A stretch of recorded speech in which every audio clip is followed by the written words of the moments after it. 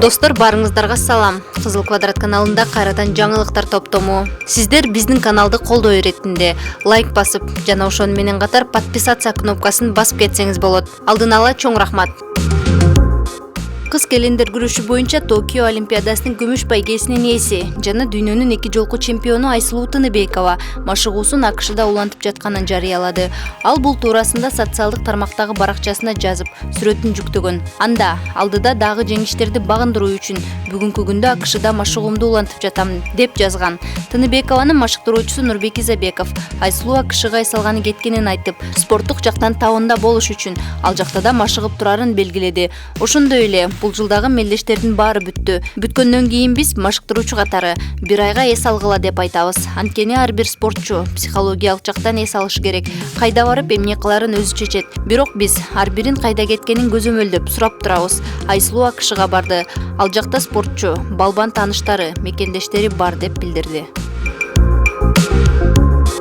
Жогорку кеңештин депутаты Дастан Бекешев, президент Садыр Жапаровдун уулу Рустам саясатка аралашып, талапкерлер менен жолугушууларды уюштуруп жатканын айтып чыкты. Эл өкүлү бул тууралуу өзүнүн телеграм-каналына жазды.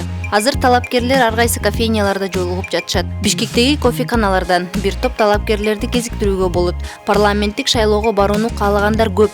Партиялардын тизимин аныктоого бир ай убактысы бар. Ошондой эле бир мандаттуу округдар бар. Ушундай эле жолугушууларды президенттин баласы Рустам дагы өткөрүп жатат. Мыкты, сонун бала, бирок атасына терс таасирин тийгизип алышы мүмкүн.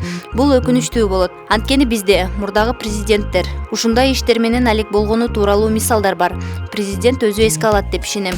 Бул өлкөгө дагы, анын үй бүлөсүнө дагы аброй алып келбейт деген эл өкүлү. Кыргызстанда 28 ноябрда өтө турган парламенттик шайлоого 75 партия катышуу ниетин билдирген.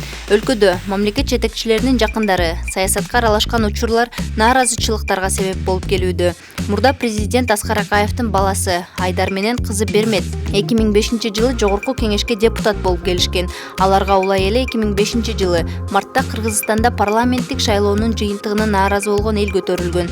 Андан кийин бийлик башына келген Курманбек Бакиевдин балдары Максим жана Марат жогорку кызматтарда иштеп, өлкөдөгү маанилүү маселелер ошолор аркылуу чечилип жатканы сынга алынган. Дастан Бекешевдин айткандарына президент Садыр Жапаровдун маалымат катчысы Эрбол Султанбаев жооп берди. Мамлекет башчысы буга чейин өзүнүн жакын туугандарынан эч кимисин саясий процесстерге аралашуусуна, ошондой эле кайсы бир жогорку мамлекеттик кызматтарды ээлешине жол бербесин бир нече жолу белгилеген, деди Султанбаев.